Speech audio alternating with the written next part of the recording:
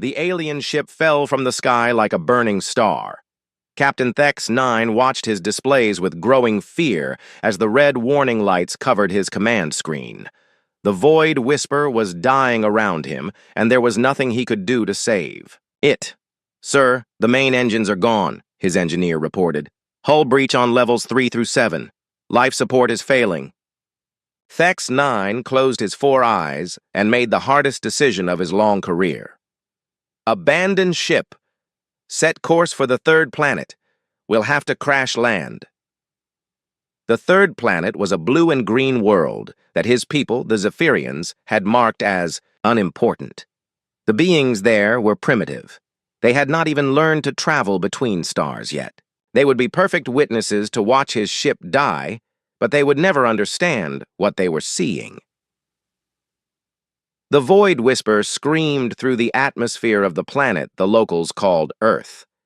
Thex-9 felt the ship shake and twist as it fell toward the surface. Through the viewing screen, he could see vast forests of green trees rushing up to meet them. "Brace for impact!" he shouted.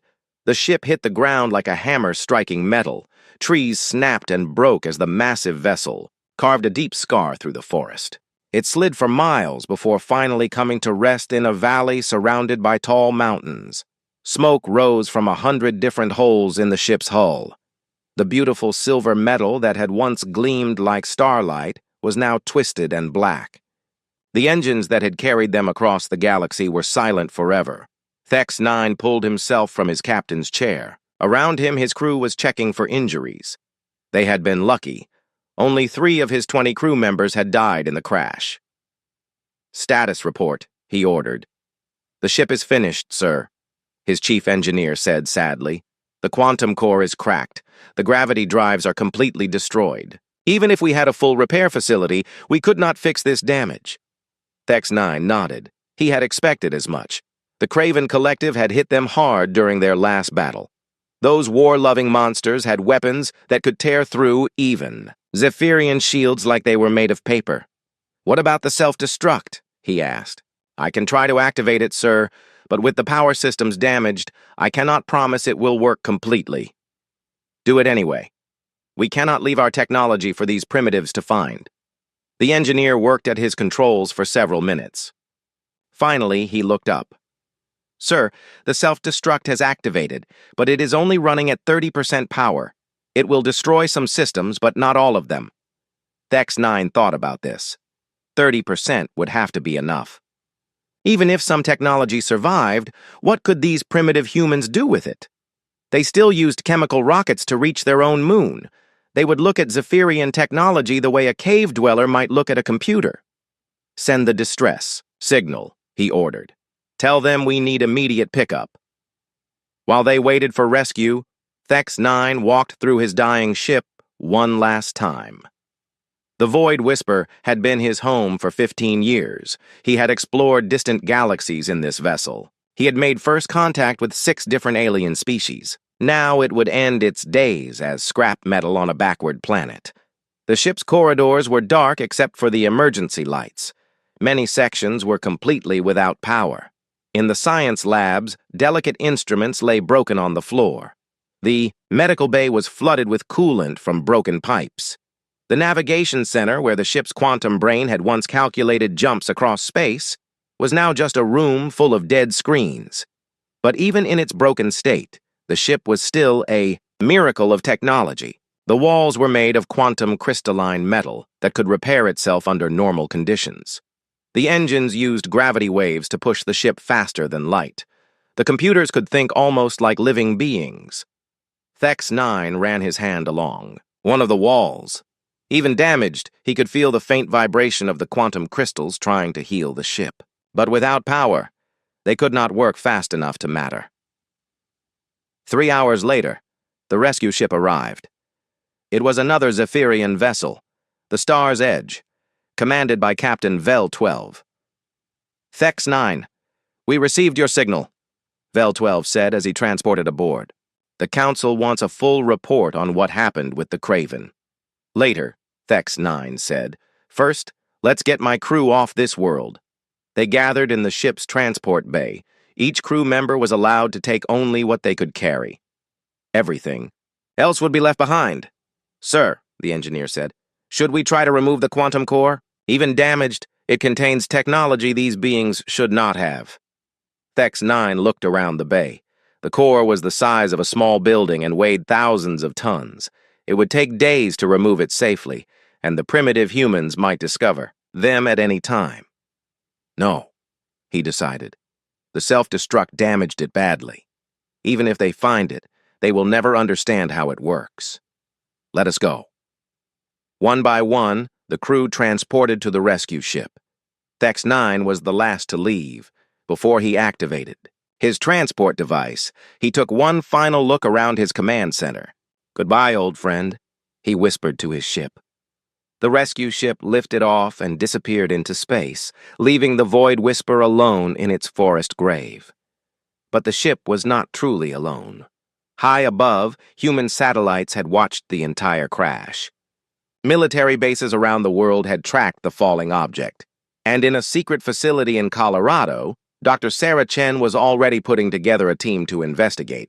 Dr. Chen was one of Earth's leading experts in what she called xenoarchaeology, the study of alien artifacts. She had spent her career hoping to find proof that humans were not alone in the universe. Now that proof had literally fallen from the sky. How long before we can reach the crash site? She asked General Marcus Webb, the head of the military unit that handled unusual events. The area is remote, the general said. Canadian wilderness, about 200 miles from the nearest road. We can have helicopters there in 6 hours. What about other governments? The Chinese? The Russians? They saw it too, but they think it was a meteorite. We're the only ones who tracked it properly. We have maybe a day before they figure out what really happened. Dr. Chen nodded. Then we'd better move fast. 6 hours later, she was standing in the forest, looking at something that would change human history forever. The alien ship was enormous, at least 1,000 feet long and 300 feet wide. It was buried nose first in the earth, but most of its length was still above ground. The metal hull was like nothing she had ever seen. Even damaged and burned, it seemed to shimmer with an inner light. The ship's design was smooth and organic, like it had been grown rather than built. Dr. Chen, called one of her team members. You need to see this. She followed him to a hole in the ship's side. Through the opening, she could see corridors lit by a faint blue glow. The emergency power was still working. It's beautiful, she whispered. Her team spent the next 12 hours making a basic survey of the ship. What they found amazed them. The technology was clearly hundreds, maybe thousands of years beyond anything humans had achieved. The ship's computers were still trying to repair damage. The walls seemed to be made of some kind of living metal. And in the center of the ship, they found something incredible. Dr. Chen, you have to see this, called Dr. James Rodriguez, her propulsion expert. She followed him deep into the ship to a massive chamber in its heart. In the center of the room sat a device the size of a school bus. It was clearly damaged, with cracks running through its crystal structure, but it still pulsed with soft light. What is it? She asked. If I had to guess, I'd say it's the ship's engine, but it doesn't work like any engine I've ever seen. There are no moving parts, no fuel tanks. It seems to manipulate gravity itself. Dr. Chen stared at the device. She was looking at technology that could change everything. Faster than light travel, clean, unlimited energy, the ability to reach the stars. Can we move it? She asked. It weighs thousands of tons, but if we're careful, maybe. The real question is, should we? Dr. Chen thought about this. Moving the device would mean taking apart an alien ship. It would mean studying technology that belonged to someone else. It might even be considered stealing. But it would also mean that humanity could finally reach for the stars. Yes, she said. We move it, we study it, we learn from it. And if the aliens come back? Dr. Chen looked around the chamber, at the walls that still glowed with alien power, at the devices that could teach humanity to travel between stars.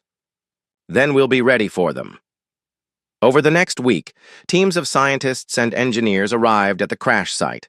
They built a temporary base around the ship and began the careful work of studying every piece of alien technology they could find. The ship's computers were partially functional. With patience, human programmers began to decode the alien language and access the ship's records. They learned that the vessel belonged to a species called the Zephyrians, who were part of something called the Galactic Council. They also learned about the Craven Collective, the species that had destroyed this ship. The records showed them as a warrior race that conquered planets and enslaved other species. But most importantly, they learned that the Zephyrians considered humans to be primitive and harmless. The ship's records called Earth a backward world of no importance. This made Dr. Chen angry. The aliens had crashed on Earth and left their technology behind without even considering what humans might do with it. They thought humans were too stupid to understand it. "They're wrong," she told General Webb. "We can learn from this technology. We can build on it. We can make it better." The general nodded. "Then let's prove them wrong. I'm authorizing Project Lazarus. We're going to rebuild this ship." "Sir, with respect, that's impossible. The damage is too extensive. And even if we could fix it, we don't understand how it works." "Then we'll learn. And if we can't fix it exactly as it was, we'll build it better." Dr. Chen looked at the massive alien ship. The task seemed impossible, but humans had done impossible things before.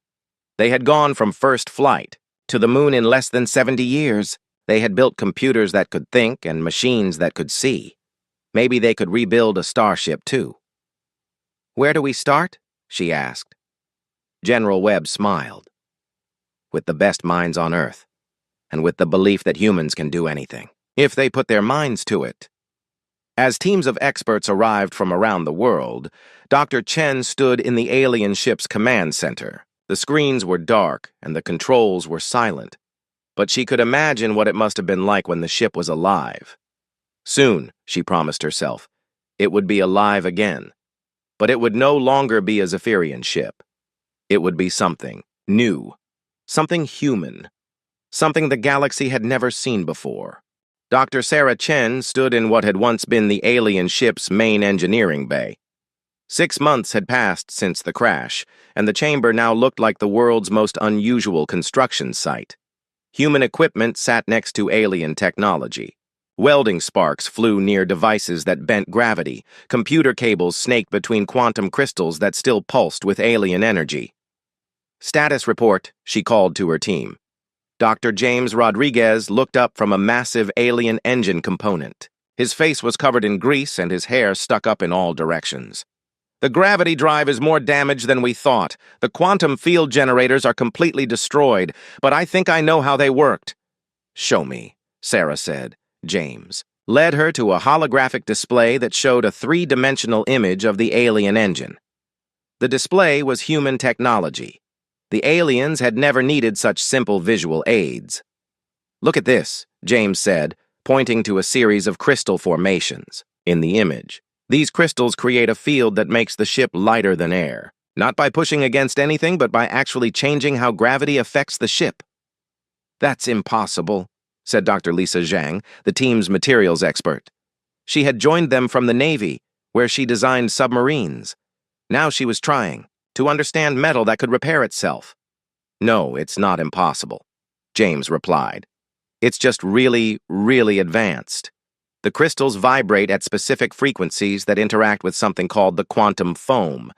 I don't fully understand it yet, but I can see how it works." Sarah nodded. This was the pattern they had seen over and over again. The alien technology seemed impossible at first, but when they studied it carefully, they could begin to understand the principles behind it. The problem was building their own version. "What about materials?" Sarah asked Lisa. Lisa shook her head. "That's our biggest challenge. These crystals are made from elements that don't exist on Earth. We've tried to synthesize them, but we don't have the technology to create matter at the quantum level." "So we can't build a gravity drive?" "I didn't say that," Lisa replied with a smile. "I said we can't build their gravity drive, but maybe we can build something better." She led them to another workstation where a strange device hummed quietly. It looked like a combination of alien crystals and human superconductors, all wrapped in a framework of Earth's most advanced materials. I took their basic design and modified it, Lisa explained. Instead of using impossible crystals, I used our best superconductors arranged in the same pattern. The effect isn't as strong, but it works. And because we understand the human components, we can control it better. James stared at the device. You built a gravity manipulator using Earth technology? Not just Earth technology. Human thinking. The aliens built their crystals to be perfect. Ours are designed to be adjustable. We can change the frequency, modify the field strength, even shut it down completely if something goes wrong. This was the breakthrough Sarah had been hoping for. They didn't need to copy the alien technology exactly. They could use human engineering to make it better. What about the computer systems? She asked Dr. Michael Park, their computer expert. Michael was a small, quiet man who had spent his career designing artificial intelligence. Now he was trying to understand how alien computers could think like living beings. The alien computers are incredible, he said. They don't just process information.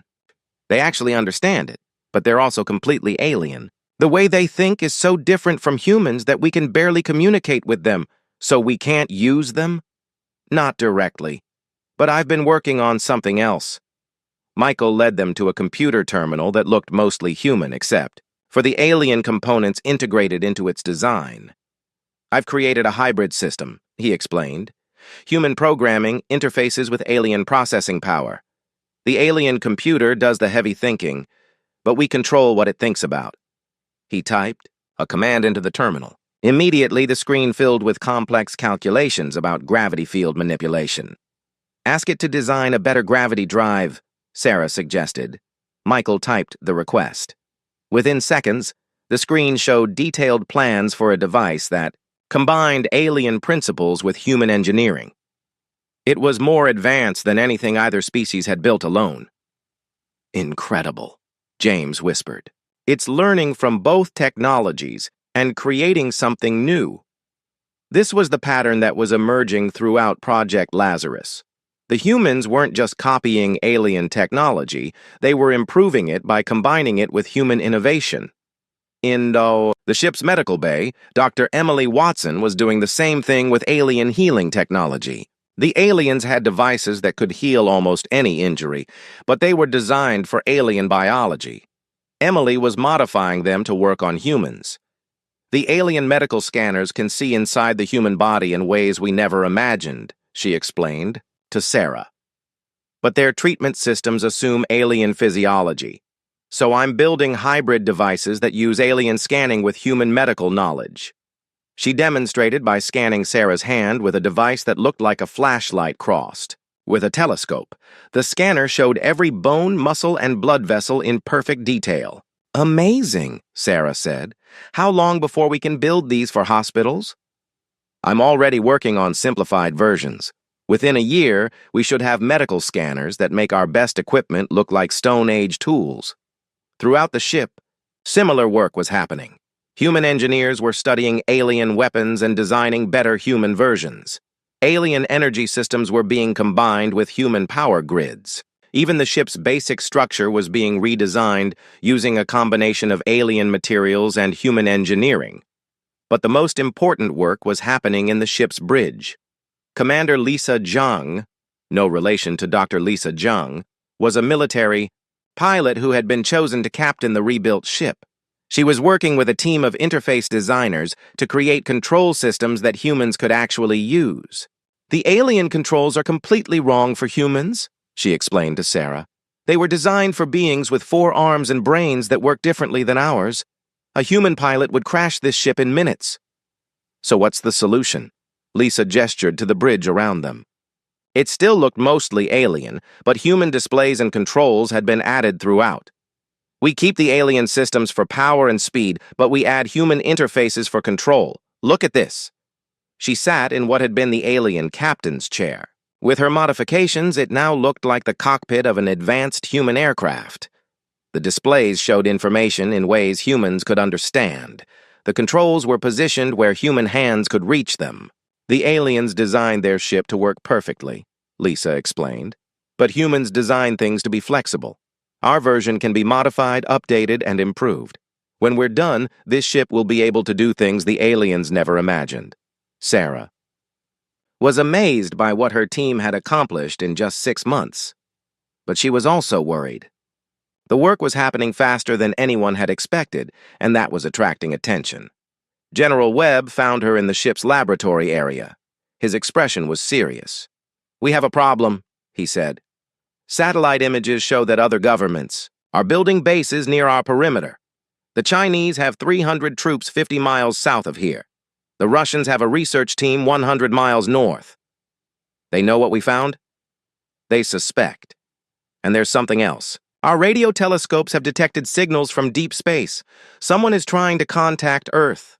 Sarah felt a chill run down her spine. "The aliens?" "We think so. The signals are coming from the same direction the ship came from. Whatever species sent this ship, they know it crashed here." Sarah looked around the laboratory where her teams were making progress beyond their wildest dreams. Human technology was advancing by decades every single day, but now it seemed like they were running out of time. "How long do we have?" she asked. "Unknown. The signals started 3 days ago. If they're coming here, it could be weeks or months depending on how fast their ships are." Sarah made a decision that would change everything.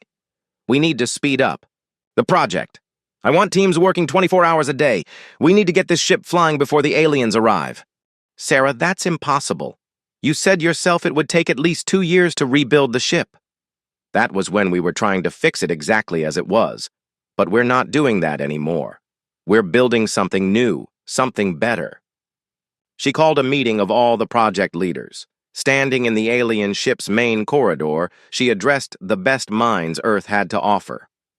"We have a new timeline," she announced. 6 months. We need this ship operational in 6 months. "That's impossible," Dr. Rodriguez protested. "We haven't even finished understanding the basic systems." "Then we'll finish understanding them while we rebuild them. We'll test as we build. We'll solve problems as we find them." "The risk is enormous," Dr. Park added.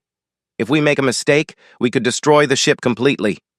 And if we don't try, the aliens might come back and take it away from us," Sarah replied. "This is our chance to join the galaxy as equals, not as primitives who found someone else's broken toy." She looked at each of her team leaders. These were people who had dedicated their lives to pushing the boundaries of human knowledge. Now, she was asking them to push further than anyone had ever gone before. "I know it seems impossible," she said, "but humans have done impossible things before. We went from the first airplane to landing on the moon in 66 years. We built computers that can think and machines that can see. We split the atom and decoded DNA. She gestured to the alien technology surrounding them. "This is our Apollo program, our Manhattan Project, our chance to prove that humans belong among the stars. Are you with me?" One by one, her team leaders nodded. They were scientists and engineers, but they were also human, and humans had never backed down from a challenge that seemed impossible. "Then let's get to work," Sarah said. "We have a ship to build." As her team scattered to their workstations, Sarah stood alone in the corridor. Through the holes in the ship's hull, she could see the stars beginning to appear in the evening sky. Somewhere out there, aliens were traveling toward Earth, probably, expecting to find their broken ship exactly as they had left it. Instead, they would find something that had never existed before, a ship built with alien technology and human determination. A ship that combined the best of both species into something greater than either could achieve alone. Sarah smiled as she headed back to work. The aliens had made a mistake when they underestimated humanity. Soon they would learn just how big that mistake had been. But first, humans had to prove to themselves that they could build a ship that could travel among the stars. The hardest part wasn't understanding alien technology, it was believing that humans deserved to use it. That belief would carry them through the next 6 months as they worked to achieve the impossible. Because if there was one thing humans were good at, it was proving that impossible was just another word for not yet. The morning of the first test flight was cold and clear. Dr. Sarah Chen stood on the observation platform watching her life's work prepare for its greatest challenge. The ship that had once been called the Void Whisper now bore a new name painted, in bold letters across its hull, Terra's Wrath. 3 years had passed since the alien ship crashed in the Canadian wilderness. 3 years of 18-hour workdays, impossible deadlines, and brilliant innovations. The broken alien vessel had been completely transformed. The ship still looked alien from the outside, but closer inspection revealed the changes. Human-designed. Sensor arrays dotted the hull. The engines were a hybrid of alien gravity manipulation and human fusion drives. Most importantly, the ship now had weapons, not copied from alien designs, but created by human military engineers who understood warfare in ways the peaceful Zephyrians never had. Final systems check, announced Commander Lisa Zhang over the communication system. She sat in the captain's chair, surrounded by displays that combined alien efficiency with human intuition. Navigation systems online, reported Lieutenant Tom Mitchell, the ship's pilot. The navigation station looked nothing like the original alien controls. Instead of the confusing four-dimensional displays the Zephyrians had used, the humans had created a system that any Earth pilot could understand. Gravity. Drive showing green across all indicators, called Chief Engineer James Rodriguez from the engine room. The gravity drive was perhaps their greatest achievement, not a copy of the alien original, but a human interpretation that was actually more stable and controllable. Weapons systems ready, added Commander Sarah Kim from the tactical station. The ship's weapons were purely human. Energy cannons that used alien power sources but human targeting systems. Life support nominal, reported Dr. Emily Watson from the medical station. Even the life support systems had been redesigned for human physiology. Sarah watched from the ground as her creation prepared to fly. The ship sat on the launch pad they had built in the Nevada desert, far from curious eyes. Around the platform, hundreds of engineers and technicians monitored every system. General Webb stood beside her, his expression nervous. "Are you sure about this, Sarah? We could run more simulations." "We've run every simulation possible," Sarah replied. "But simulations can't tell us how the hybrid systems will interact in real flight conditions. At some point, we have to take the leap." The general nodded, but Sarah could see his concern. If the test flight failed, they might lose everything. Worse, they might lose the crew, but they were running out of time. The alien signals from space were getting stronger. Analysis suggested that multiple ships were approaching Earth, and they would arrive within months. Terra's Wrath. "You are cleared for launch," Sarah announced into her headset. Inside the ship, Commander Zhang felt her heart racing. She had flown every type of aircraft the human military possessed. But this was different. This ship could travel faster than light. It could manipulate gravity itself. It represented everything humanity hoped to become. "Beginning launch sequence," she announced. The gravity drive activated with a low hum that seemed to vibrate through reality itself. Around the ship, dust and small rocks began to float upward as the local gravity field shifted. Dr. Rodriguez watched his displays carefully. The gravity drive was working perfectly, but this was the easy part. The real test would come when they tried to achieve faster-than-light speeds. "Gravity field stable," he reported. "Ready for liftoff." Commander Zhang engaged the primary controls. The ship rose smoothly from the launch pad, as quiet as a bird. This was completely unlike human rockets, which roared and shook as they fought gravity. The Terra's Wrath simply made gravity irrelevant. "Looking good from down here," Sarah reported. "All systems showing normal." The ship climbed rapidly through the atmosphere. Within minutes, they were in space, looking down at the blue marble of Earth. "It's beautiful," whispered Lieutenant Mitchell. He had seen Earth from space before in conventional spacecraft, but somehow this felt different. They weren't visitors to space anymore. They belonged here. "Beginning faster than light. Systems test," Commander Zhang announced. This was the moment of truth. The faster-than-light drive was the most complex part of the ship. It required the gravity drive, the quantum computers, and the navigation systems to work together perfectly. Dr. Rodriguez monitored the systems carefully. Quantum field generators, online. Gravity wave manipulators ready. Navigation computer has calculated a jump to the edge of the solar system and back. Authorizing FTL test. Sarah's voice came from Earth. Commander Zhang took a deep breath and engaged the faster-than-light drive. Reality twisted around the ship. For a moment, the stars seemed to stretch into lines of light. Then, suddenly, they were somewhere else entirely. The sun was now just another star in the distance. "Jump successful!" Lieutenant Mitchell shouted. "We're 8 billion miles from Earth. The trip took less than a second." Inside the ship, the crew stared at their displays in amazement. They had just traveled further and faster than any human in history. But more than that, they had done it in a ship they had built themselves. "Return jump in 30 seconds, Commander Zhang announced. The second jump brought them back to Earth orbit. Below them, the planet looked exactly the same, but everything had changed. Humanity was no longer trapped on one world. Terra's wrath to ground control, Commander Zhang reported. "All systems performed perfectly. We are ready for extended flight testing." On the ground, Sarah felt tears running down her cheeks. They had done it.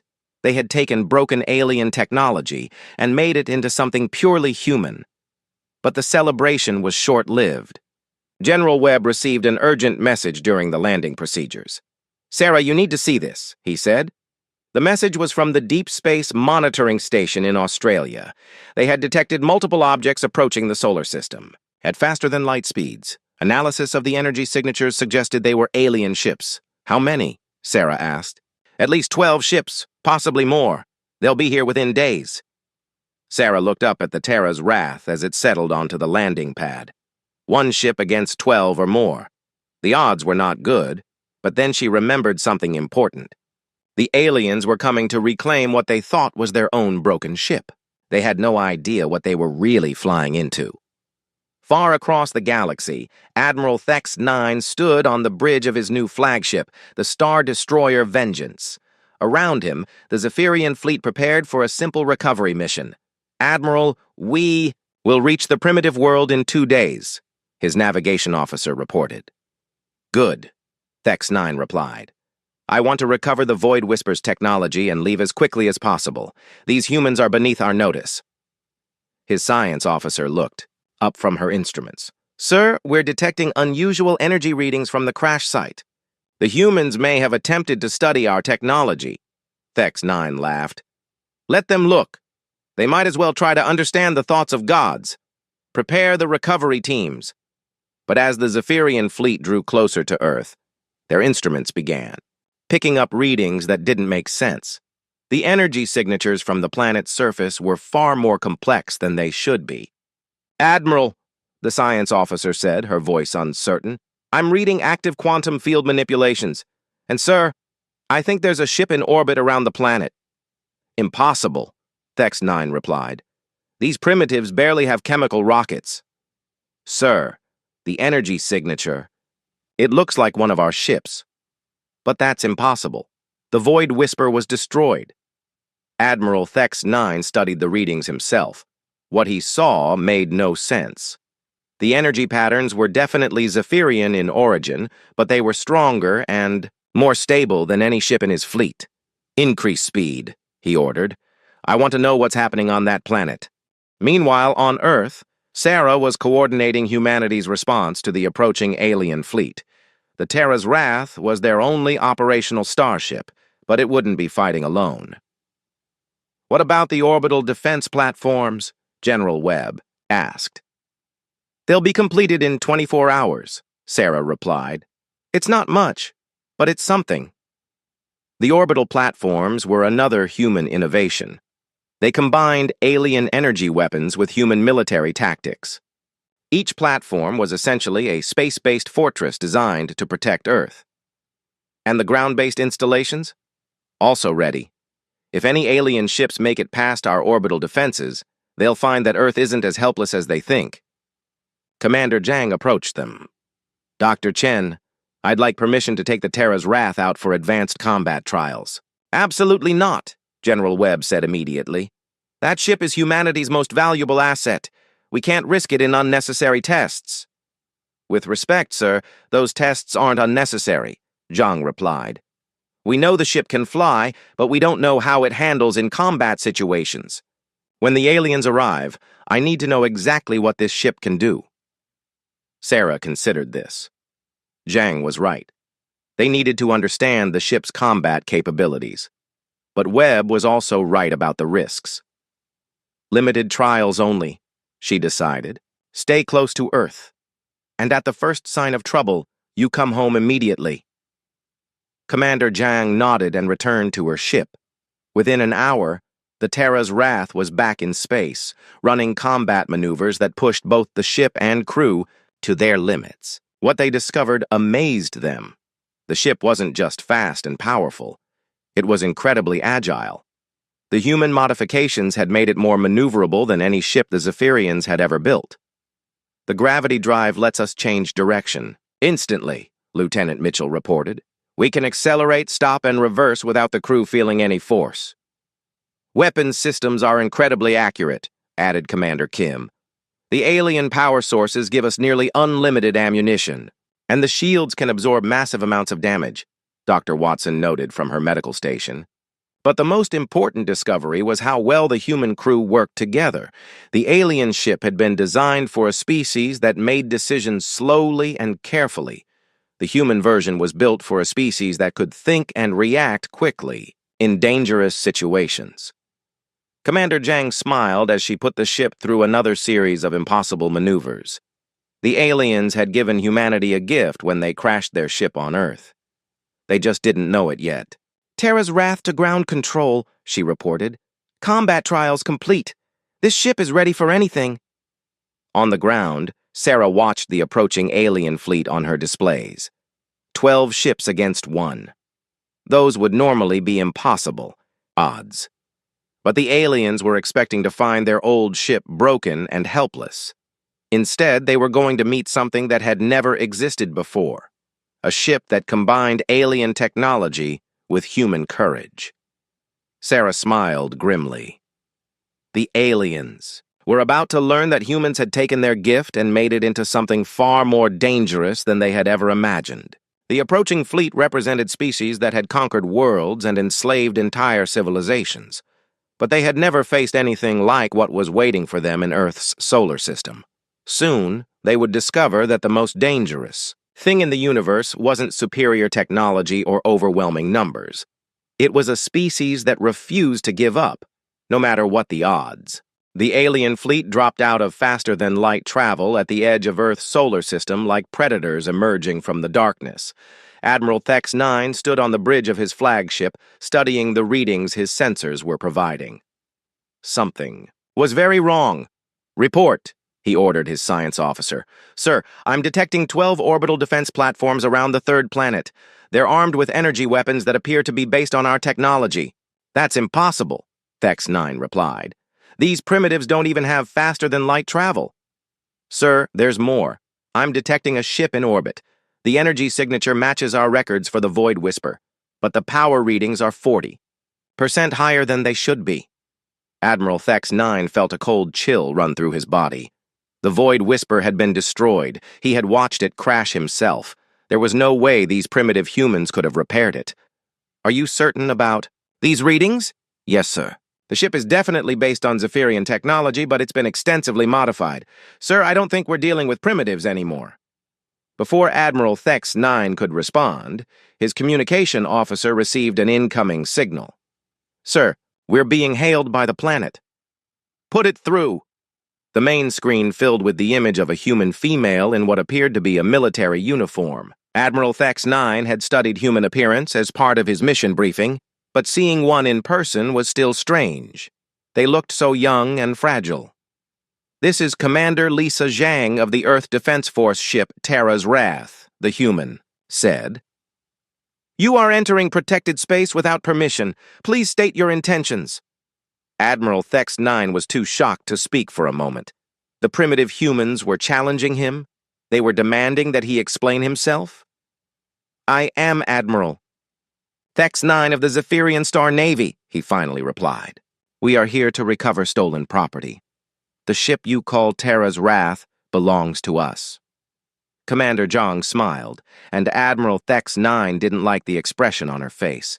It reminded him of the look craven warriors had before they attacked. "I'm afraid you're mistaken, Admiral," she said. "The ship you abandoned here was considered salvage under galactic law. We have improved it considerably. It now belongs to Earth." "You dare to claim ownership of Zephyrian technology?" Admiral Thex 9 shouted. "You are primitives. You have no right to technology you cannot understand." "Can't understand?" Commander Zhang's smile became wider. "Perhaps you should take a closer look at what we've done with your superior technology." The Terra's Wrath suddenly appeared on Admiral Thex 9's screens, having moved from the far side of Earth to directly in front of his fleet in the space of a heartbeat. The maneuver was impossible. No ship could accelerate that quickly without destroying its crew. "How did they do that?" his pilot whispered. Admiral Thex 9 studied the ship on his screen. It still looked like the Void Whisper, but something was different. The hull gleamed with new armor. Strange weapons dotted its surface. And the energy readings were unlike anything in his experience. "Sir," his science officer reported, "I'm detecting massive gravitational anomalies around their ship. Somehow, they've improved our gravity drive system." "Improved? That's impossible. Zephyrian technology is the most advanced in the galaxy." "Sir, the readings suggest their gravity drive is 3 times more efficient than ours." Admiral Thex 9 felt his world turning upside down. These humans had not just repaired his ship. They had made it better. "Admiral," Commander Zhang's voice came from the speakers, "I'm going to give you one chance to withdraw peacefully.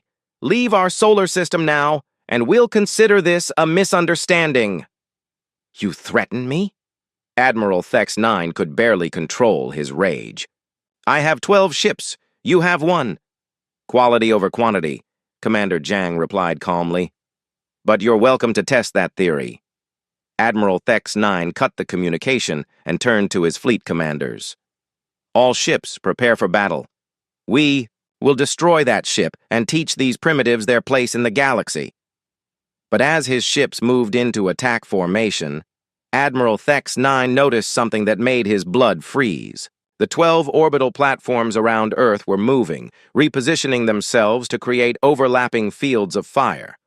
And more concerning, his sensors were detecting energy buildup that suggested the platforms were charging weapons far more powerful than anything his fleet carried. "Sir," his tactical officer reported, "the platforms are targeting our ships. Their weapons appear to be modified versions of our own energy cannons, but the power readings are off the scale.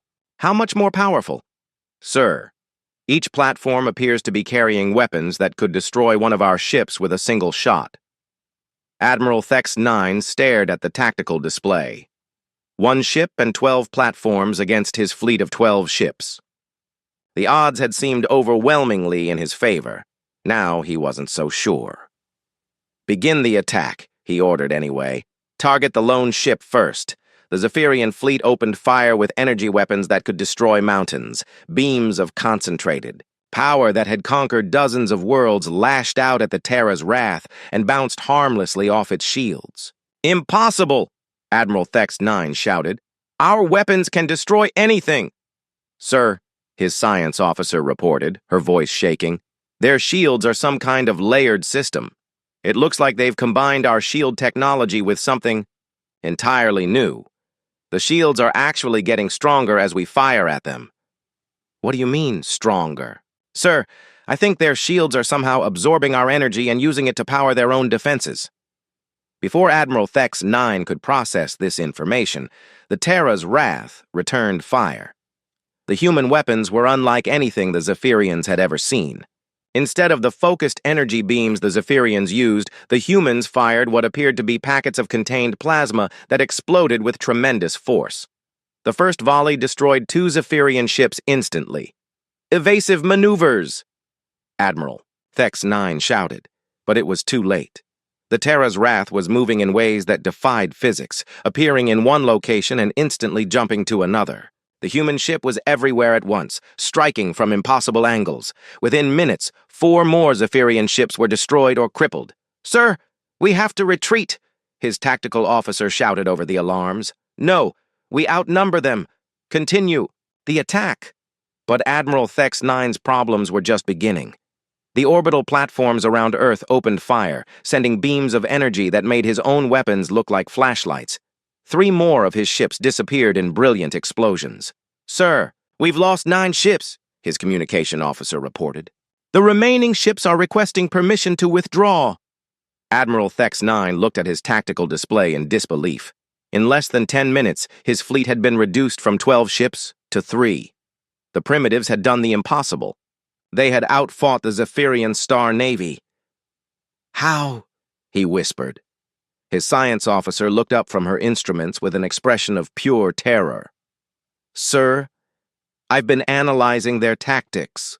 They're not fighting like any species we've encountered before." "What do you mean?" "Sir, most species fight to minimize losses. They protect their ships and retreat when damaged. But these humans, they fight to win, regardless of the cost. Their ship has taken damage that would force us to withdraw, but they keep attacking." Admiral Thex 9 looked at the Terra's wrath on his screen. The ship was indeed damaged. He could see hull breaches and power fluctuations. But instead of retreating to safety, the human ship was accelerating toward his remaining vessels. "They're insane," he breathed. "No, sir. They're determined. And, sir, there's something else. I've been monitoring their communications. This isn't their entire fleet." "What do you mean?" "Sir, they're referring to other ships under construction. According to their communications, the Terra's Wrath is just the first of several vessels they're building." Admiral Thex 9 felt the universe spinning around him. The humans hadn't just built one ship from his crashed vessel. They were building an entire fleet. "Sir, incoming transmission from the human ship," his communication officer reported. "Put it through." Commander Jang appeared on the screen again. Her ship's bridge was filled with smoke and sparks flew from damaged equipment, but her expression was calm and confident. "Admiral, I'm prepared to accept your surrender," she said. "Surrender?" Admiral Thex 9 could barely speak. "You're demanding that I surrender?"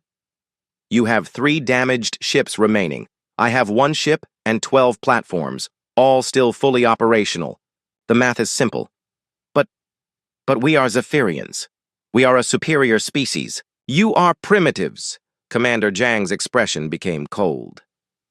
"Admiral, let me explain something to you. 3 years ago, we were primitives.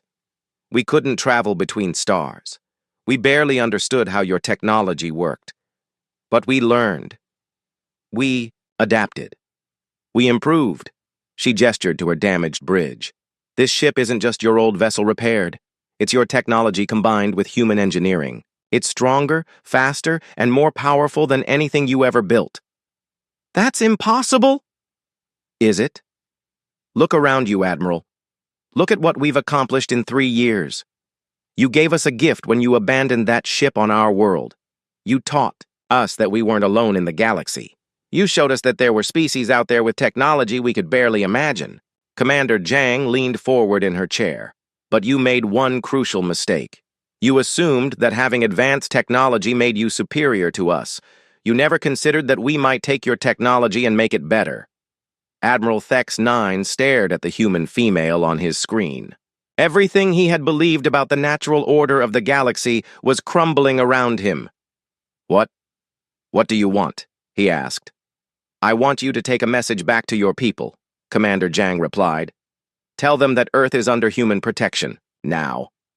Tell them that we're not the primitives you remember. And tell them that if they come here again with hostile intentions, they'll face the consequences." "And if I refuse?" Commander Jang's smile returned, and Admiral Thex 9 realized it was the most terrifying expression he had ever seen. "Then you won't be taking any messages anywhere, Admiral." Admiral Thex 9 looked at his tactical display one more time. 3 ships against 13. His fleet was outgunned, outmaneuvered, and completely demoralized. I accept your terms," he said quietly. Excellent. You have 10 minutes to collect survivors from your destroyed ships. Then I want you out of our solar system. The transmission ended, leaving Admiral Thex 9 alone with his shame. The greatest military defeat in Zephyrian history had been inflicted by a species they had dismissed as primitives. As his remaining ships limped away from Earth, Admiral Thex 9 tried to understand what had gone wrong. The humans had taken Zephyrian technology and somehow made it better. But how? The answer came to him as he watched the Terra's wrath on his rear sensors. The ship wasn't just flying, it was dancing through space, moving in ways that showcased perfect control and unlimited confidence. The Zephyrians had built their technology to be safe and reliable. The humans had rebuilt it to be powerful and flexible. Where the Zephyrians saw limits, the humans saw possibilities. But more than that, the humans fought differently than any species the Zephyrians had encountered. They didn't fight to preserve their ships or minimize casualties. They fought to win, no matter what the cost. As Earth disappeared behind them, Admiral Thex 9 composed his report to the Zephyrian High Council. It would be the most difficult message he had ever sent. The primitives were primitive no longer. Humanity had arrived on the galactic stage, and they had announced their presence by defeating one of the galaxy's oldest spacefaring civilizations. The age of human expansion was about to begin. The Galactic Council Chamber was a massive structure that floated in space between 12 different star systems. Representatives from hundreds of species gathered here to discuss matters of importance to the galaxy. Today they were discussing the impossible reports coming from a small yellow star on the edge of known space. Ambassador Vel 8 of the Zephyrian Republic stood before the assembled delegates, his forearms trembling as he delivered the most humiliating report in his species' history. Honored delegates, he began, I must inform the Council of a development in the Sol system. The chamber filled with the various sounds different species made when they were curious.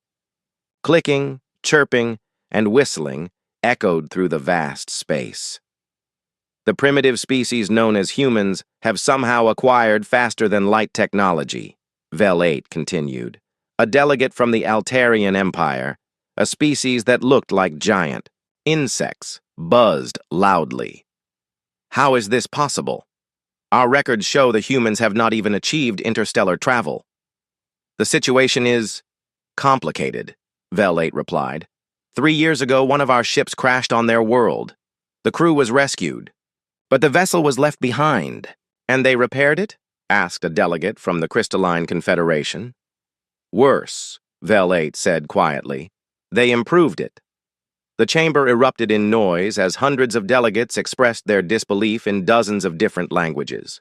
Silence commanded the council speaker, an ancient being whose species was so old they had forgotten their original name. Explain how primitives could improve Zephyrian technology.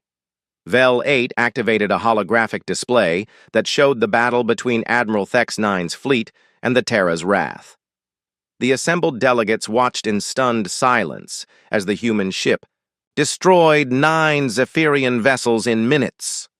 As you can see, Vel 8 said, the humans did not simply repair our technology. They combined it with their own innovations to create something entirely new. This is disturbing, the speaker said. How do we respond to this development? The Zephyrian Republic requests permission to send a full battle fleet to reclaim our technology, Vel 8 announced. But before the speaker could respond, another voice spoke from the chamber's communication system. I'm afraid that won't be possible.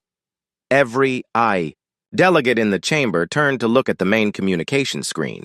A human female in a crisp military uniform looked back at them. Behind her, they could see what was clearly the bridge of a starship. I am Captain Sarah Chen of the Earth Defense Force, the human said calmly. I believe you were discussing my species. The chamber erupted in chaos. How had a primitive species hacked into the most secure communication system in the galaxy? This is impossible, Vel 8 shouted. Our communication systems are protected by quantum encryption. Your quantum encryption is based on mathematics we mastered 6 months ago, Captain Chen replied. We've been monitoring this meeting since it began. The speaker managed to restore order to the chamber. Human, by what right do you intrude? Upon this gathering? By the right of a spacefaring species addressing the Galactic Council, Captain Chen replied. Earth formally requests membership in the Galactic Council. Membership? The speaker's ancient voice carried tones of disbelief. You have been a spacefaring species for less than 4 years. 3 years and 7 months, to be exact, Captain Chen corrected. But in that time, we have developed technology that exceeds most Council member species. We have defended our territory against unprovoked attack, and we have demonstrated our commitment to peaceful exploration of the galaxy. Peaceful? Vel-8 shouted. You destroyed 9 of our ships. You attacked us without provocation. Captain Chen replied coolly. We defended ourselves. If you consider self-defense to be aggression, perhaps you should reconsider your approach to diplomacy.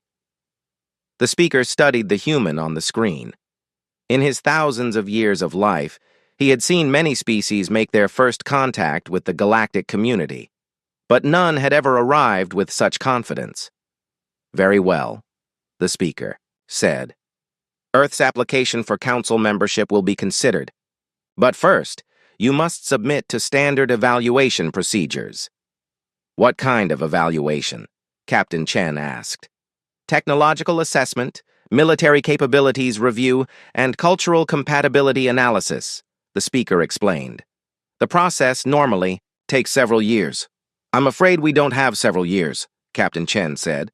Our deep space sensors have detected a large fleet moving toward our territory. According to our analysis, they belong to the Craven Collective. The chamber fell silent. Every species in the galaxy feared the Craven. They were a warrior race that conquered worlds and enslaved entire civilizations. The Craven are moving toward your system? The speaker asked. A fleet of approximately 50 ships, Captain Chen confirmed.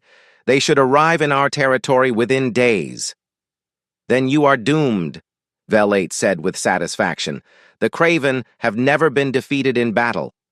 Captain Chen smiled, and something about that expression made every delegate in the chamber feel uncomfortable. We'll see about that, she said. The communication ended, leaving the council in stunned silence. Finally, the speaker addressed the chamber. I believe we should send observers to the Sol system, he announced. If the humans somehow survive contact with the Craven, we may need to reconsider everything we know about warfare. 3 days later, the Craven fleet arrived at the edge of Earth's solar system. War leader Gorth Prime stood on the bridge of his flagship, the Bone Crusher, studying the readings his sensors provided. Report, he growled. War leader, we detect a single inhabited planet in this system, his tactical officer reported. 12 orbital defense platforms and 5 ships in the inner system. 5 ships? Gorth Prime laughed, a sound like grinding metal. They think 5 ships can stand against the might of the Craven? This will be over quickly. But as his fleet moved deeper into the system, Gorth Prime began to notice things that troubled him. The human ships were moving in formation, but not like any formation he had ever seen. They seemed to be dancing around each other in complex patterns. What are they doing? He asked his tactical officer. Unknown, war leader. Their movement patterns don't match any known military doctrine.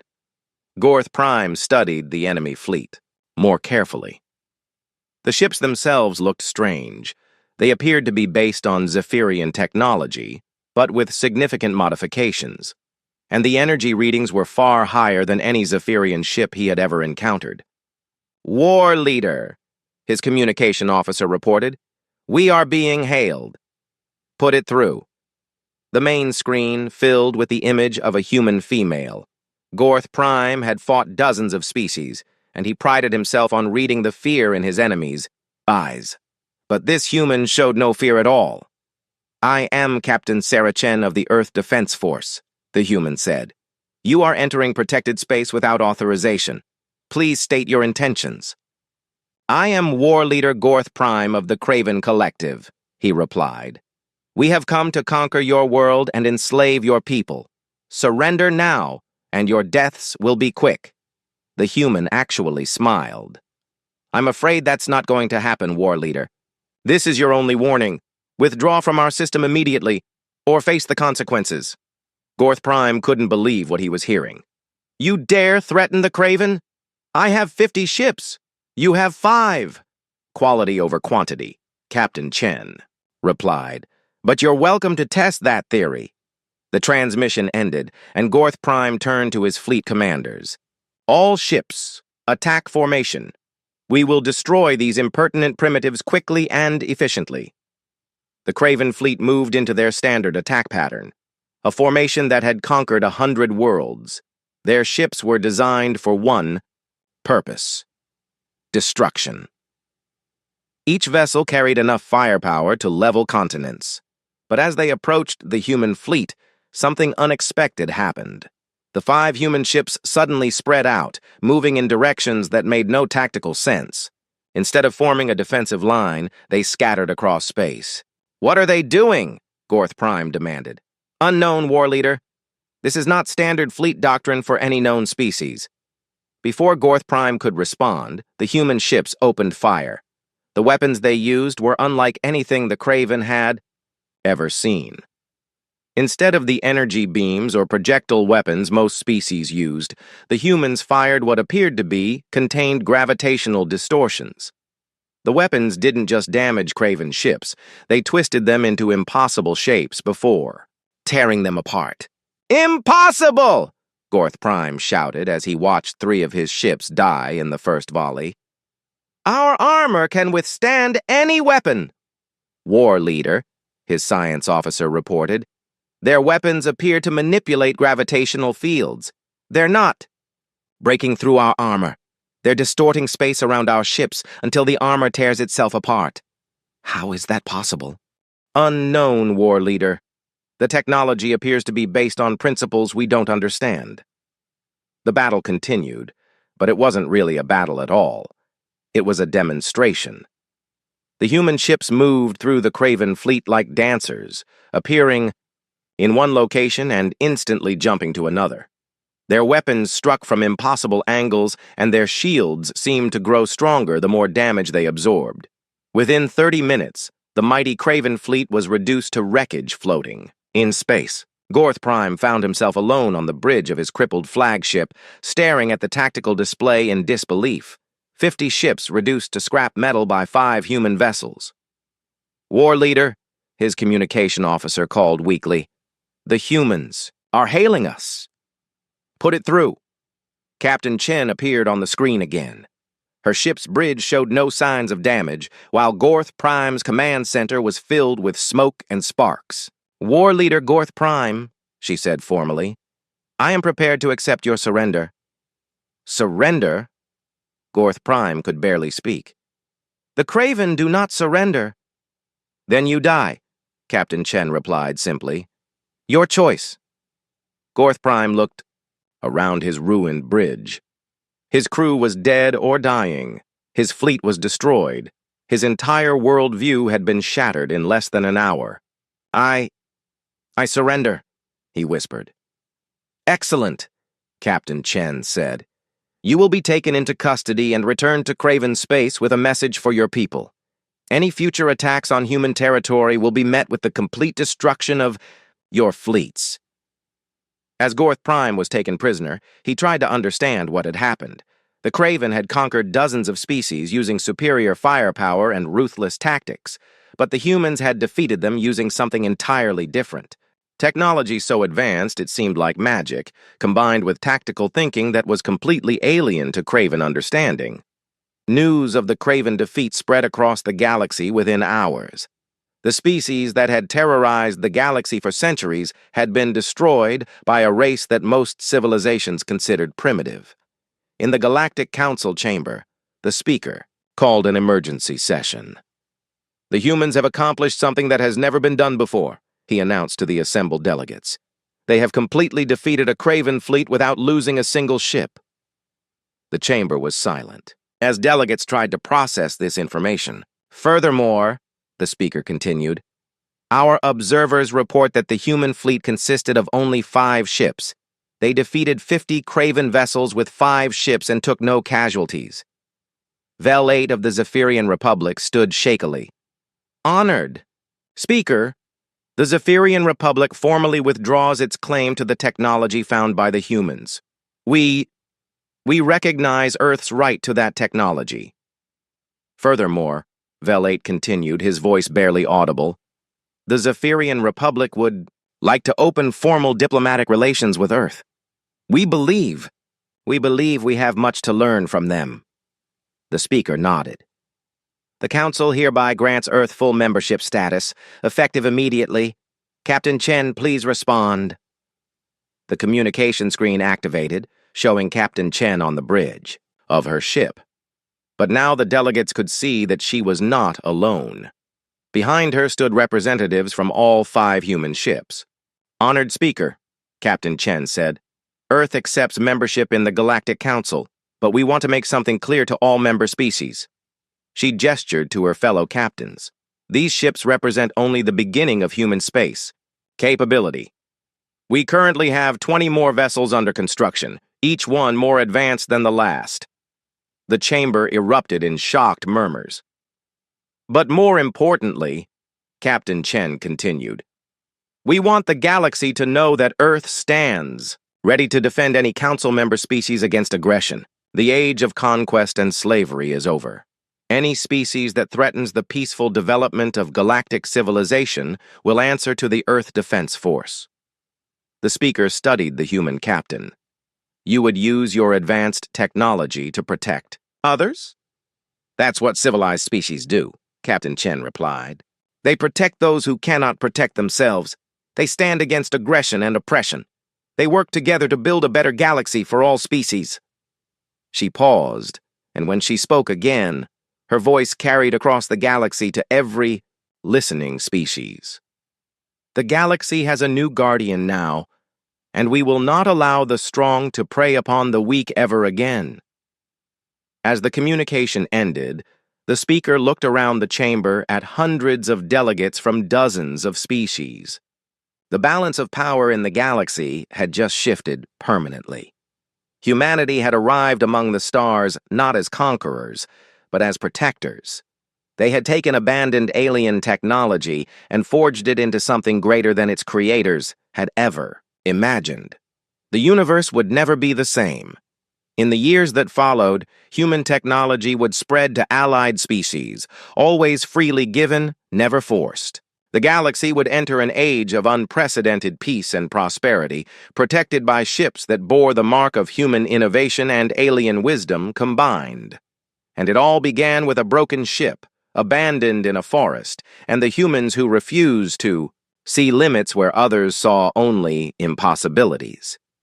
The aliens had indeed given humanity absolute retribution, not against Earth's enemies, but against the very concept that any species was too primitive to reach for the stars.